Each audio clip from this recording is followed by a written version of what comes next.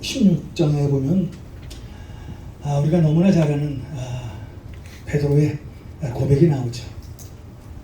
어느 날 예수님께서 제자들 앞에서 너희들은 내가 누구라고 생각을 하느냐라고 묻습니다. 그때 베드로가 주님 앞에 바짝 제일 먼저 앞에 나가서 주는 그리스도시요 살아계신 하나님의 아들이십니다 라고 고백을 하잖아요.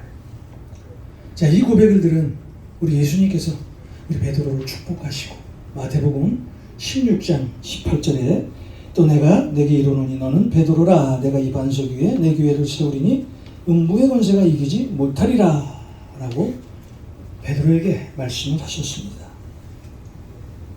이렇게 예수님과 함께 교회가 세워진 초대교회는요 정말 단시간 내에 빠르게 부흥되고 성장을 하는데 얼마나 교회가 빠르게 성장하고 부흥을 했는지 사도행전 4장 4절 말씀을 보면은요 예수 믿는 수가 몇 명? 5천 명이 됐다고 합니다. 요새도 이런 역사가 일어나지 않을 거예요. 초대교회 시대 때만 일어났던 이런 놀라운 능력이 누구 때문에 일어났을까 하는 것입니다. 바로 예수님이 함께 계셔서 초대교회가 그렇게 부흥되고 성장이 된 것입니다. 특히 사도행전 3장에 보면은 이 베드로가 성전 미문에 앉아 있는 그 한진뱅이를 고치는 장면이 나오잖아요. 정말 놀라운 역사죠. 그런데 어느 공동체나 마찬가지입니다. 사람이 모이는 곳에는 항상 문제가 생기죠. 이 초대교회도 마찬가지였어요. 교회 안에 그냥 수천 명이 그냥 왔다 갔다 하다 보니까요. 사람들이 나눠지고 파벌이 생기고. 여러분 에베소서 교회가 그렇게 해서 많이 나눠졌습니다. 에베소서 교회에 성도들이 많이 나왔어요. 예수를 믿게 되었어요. 자, 그렇게 사람이 많이 모이다 보니까 나는 아볼로파요, 나는 바울파요, 나는 그리스도파인데요. 그럼 너는 무슨 파야? 나는 홍성학파인데.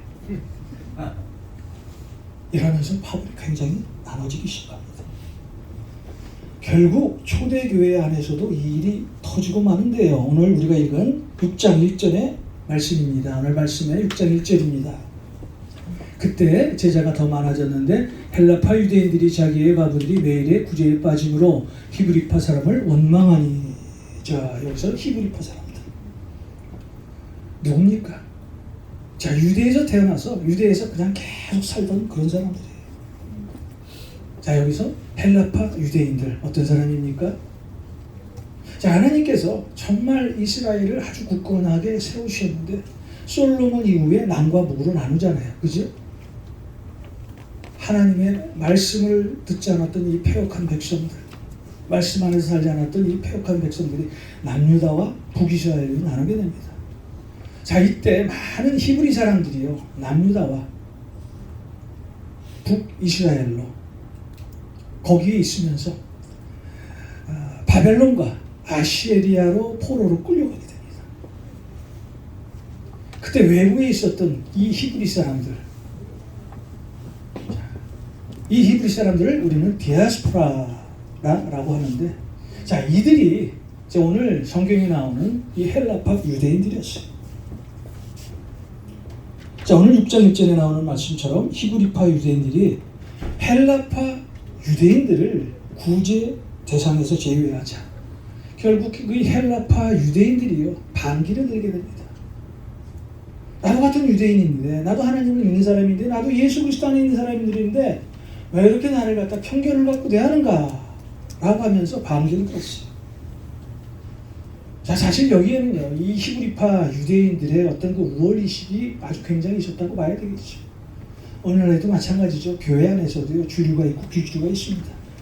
그런데 오해하지 마십시오. 우리 교회는 그런 비주류와 주류가 없습니다. 모두 하나님의 자녀고, 이분 목사까지도 마찬가지예요. 저도 강대상에서 내려가면요 목사직 띱니다. 그러기 위해서 얼마나 많이 기도했는지 몰라요. 여러분과 똑같이 성도예요. 제가 하나님의 말씀을 전할 때만 여기서 그냥 목사로서 말씀을 전하는 거예요.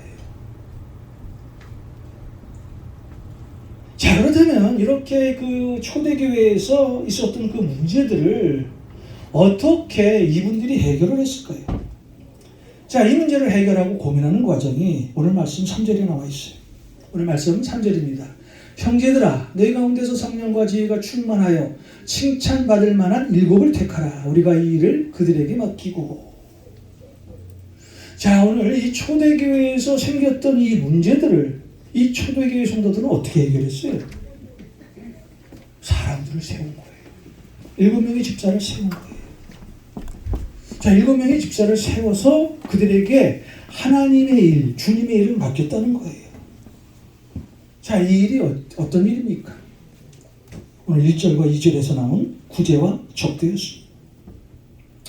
구체적으로 구제와 접대를 말하자면은 그 어떤 그 양식을 구입해서 가난한 사람들에게 나눠주는 거예요. 자, 이런 일들을 그 당시에는 사도들이 행했다는 거예요. 교회의 모든 일을 사도들이 행하다 보니까 이 사도가 시간이 없었던 거예요. 하나님의 말씀을 준비할 시간이 없었던 거예요. 자, 이렇게 초대교회에서 사람들을 세우고 그들이 구제와 접대에 하는 그 일을 맡기다 보니까 교회가 점점 성장하는 거예요. 자, 여러분, 이 직분의 의미가 무엇이라고 여러분들은 생각하세요? 직분은 사람이 맡는 기구가 아닙니다. 에베소서 4장 11절에 나와 있는 것처럼 집사, 권사, 장로, 선교사, 전도사, 목사, 주님께서 세우시는 거예요. 자, 그래서 여러분이 주신 직분, 나에게 하나님께서 주신 이 직분인 이 목사, 이것은 교회 안에서 어떤 서열이 아니에요. 하나님의 일을 하기 위해서 맡은 일을 잘 감당하라고 하나님께서 그냥 주신 그런 것이에요. 그런데 우리는 잘못 알고 있죠. 교회에서 목사가 가장 높습니까? 그래요? 아, 그렇게 말씀하시는 분도 계세요. 그런데 그때 저는 기분이 좀 좋아요. 그때 저는 기도해야 합니다. 내가 여러분의 말을 듣고 기분이 조금 좋아질 때 하는 말 하나님 앞에 엎드려줘야 돼. 하나님께서는 목사를 창조하지 않으셨어요. 창세기에는 하나님께서 누구를 창조하셨습니까? 사람을 창조하신 거예요. 그렇죠? 그래서 우리가 좋은 목사가 되기 위해서, 좋은 장로가 되기 위해서, 좋은 선교사, 전도사, 장로, 권사, 집사가 되기 위해서는 먼저 사람이 돼야 돼요. 사람이 되면은요, 반드시 좋은 목사, 좋은 장로, 좋은 권사, 좋은 집사, 좋은 전도사, 좋은 선교사가 되는 거예요. 자, 여러분은 하나님으로부터 택함을 받은 거룩한 백성들이에요. 하나님으로부터 직분을 받은 거룩한 백성이라는 거예요. 거룩한 백성은 삶으로 여러분의 신앙을 보여주어야 합니다. 자, 그렇다면 하나님께서는 어떤 목적으로 직분자를 세웠을까요? 에베소서 4장 12절에 나와 있는데, 봉사의 일을 하고 그리스도의 몸을 세우기 위해서. 직분자의 목적이 뭐예요? 봉사하는 일이에요. 누구를 위해서? 그리스도를 위해서.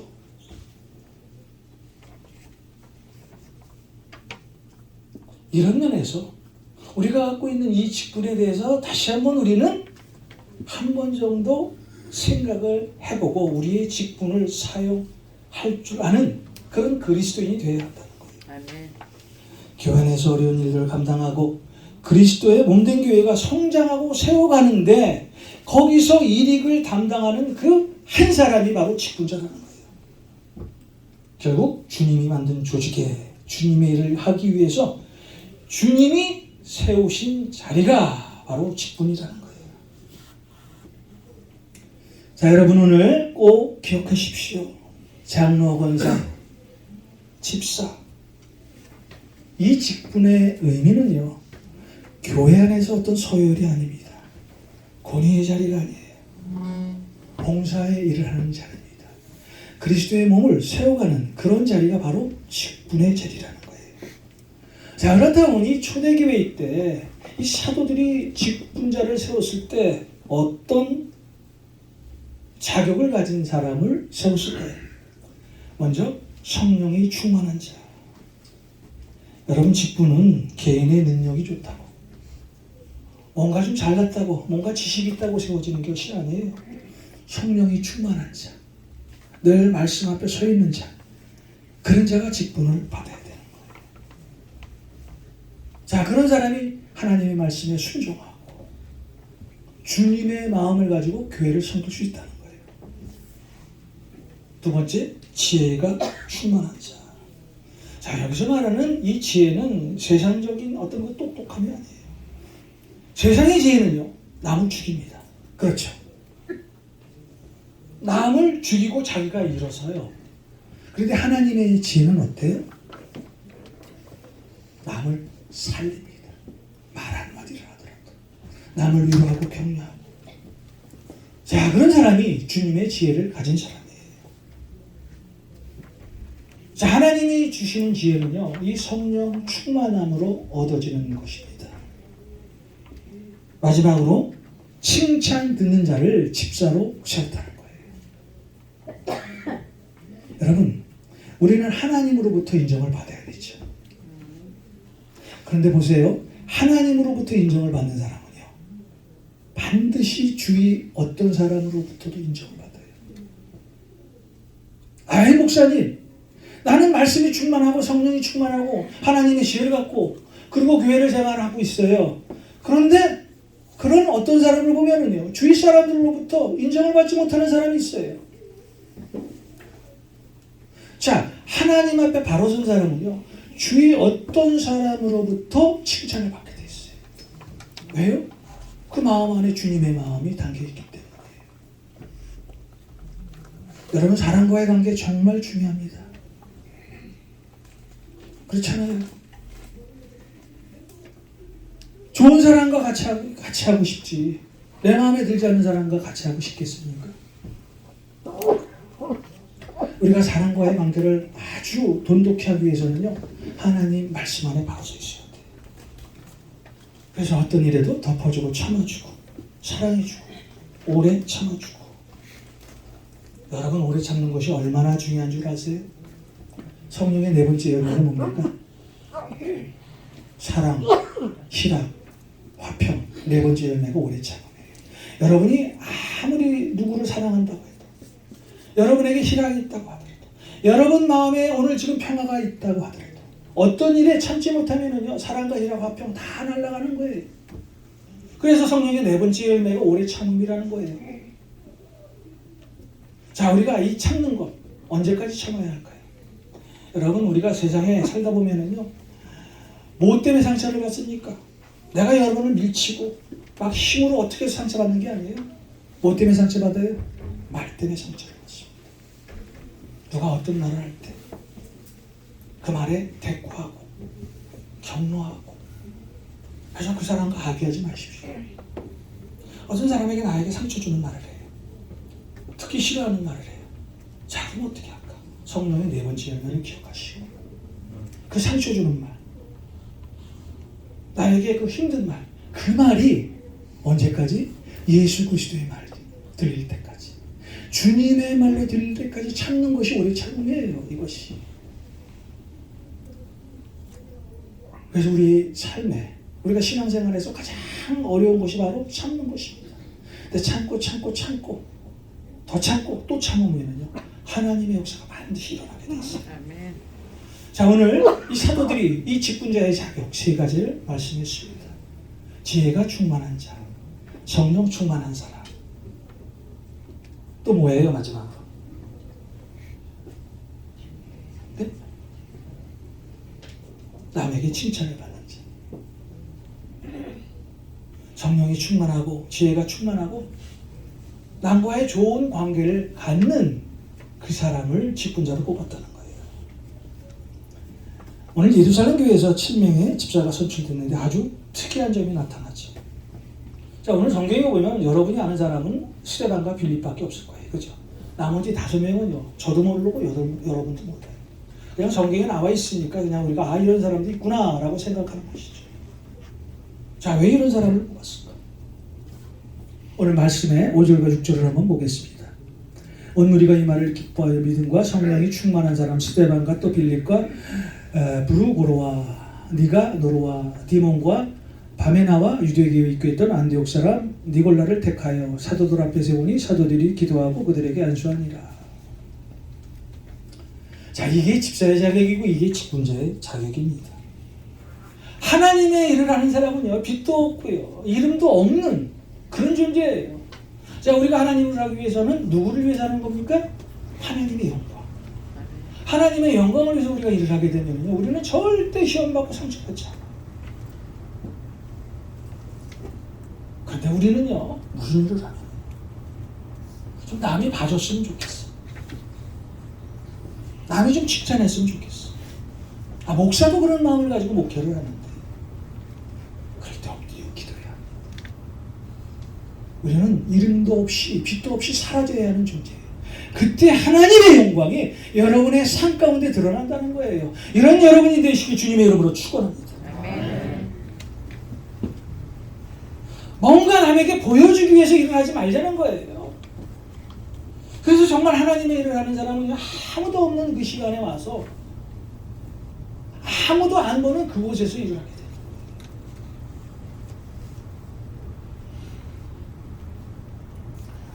여러분, 오늘 직분자를 저희 교회에서 뽑습니다.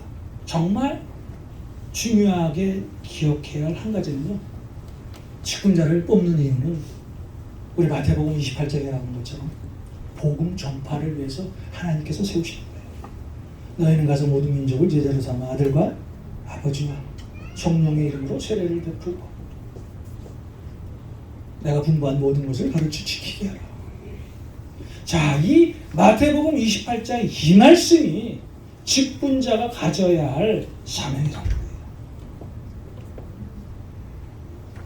오늘 주님께서 주신 복음 전파의 사명을 여러분들 꼭 기억하시기 바랍니다.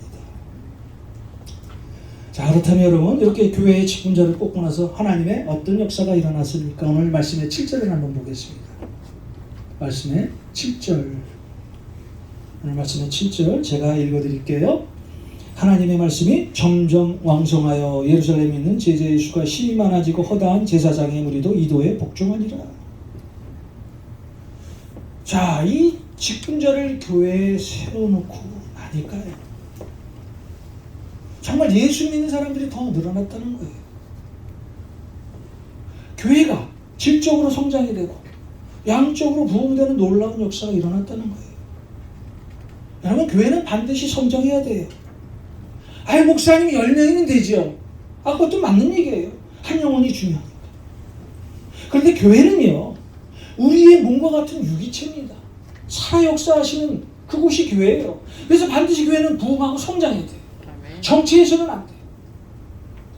물론 교회에 사람이 많아지면요, 그 많아진 그분들이 또 다른 교회에 가서 주님을 섬길 수가 있어요. 그렇죠. 이것이 물이 흐르는 곳이에요. 반드시 교회는요, 살아계신 하나님이 있는 그 교회는 성장하게 돼 있어요. 부흥하게 돼 있어요. 수적으로, 질적으로. 사랑이 가득하고 행복이 넘치면은요, 그 교회 안에서 누구를 만날 수 있어요? 예수 그리스도를 만나는 거예요. 그렇죠? 그래서 여러분 마음 안에 늘 사랑이 가득하고 행복이 넘치기를 소원합니다. 그래야 우리 안에 예수 그리스도를 바라볼 수 있는 거예요. 내 안에 사랑이 있고 행복이 없는 게 무슨 예수 그리스도예요? 예수님은 사랑이세요. 예수님은 행복이세요. 그래서 주님이 내 마음 가운데 있는 사람은 늘 행복하고 성령이 충만하고 사랑스러울 수밖에 없다는 거예요. 그런데 더욱 놀라운 것은요, 교회 안에 예수 믿는 사람 수가 많아졌어요. 그리스도 복음이 증거됐어요. 이제 제사장들이 그리스도를 믿기 시작했다는 거예요. 여러분, 유대인들이요, 예수 그리스도를 믿기가 쉽습니까? 세상에서 가장 복음을 전하기가 어려운 사람들이 유대인들이에요. 그들은 신명기 6장 4절을 마음속에 품고 있는 거예요. 오직 여호와는 한 분이시라는 그 마음을 품고 살고 있기 때문에 우리가 유대인들을 갖다가 정말 웬만해서는 개종시킬 수가 없어요.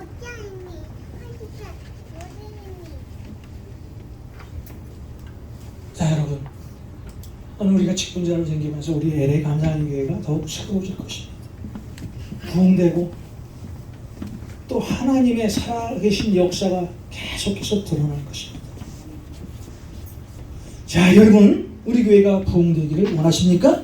네. 그렇다면은요, 주인이신 우리 LA 감사하는 교회, 충성된 일꾼이 바로 여러분 한 분 한 분이시기를 주님의 이름으로 축원합니다. 이제 여러분들을 통해서 우리 LA 감사하는 교회 하나님의 말씀이 충만하여지고 제자의 수가 더 많아지는 귀한 교회가 되기를 주님의 이름으로 축원드립니다.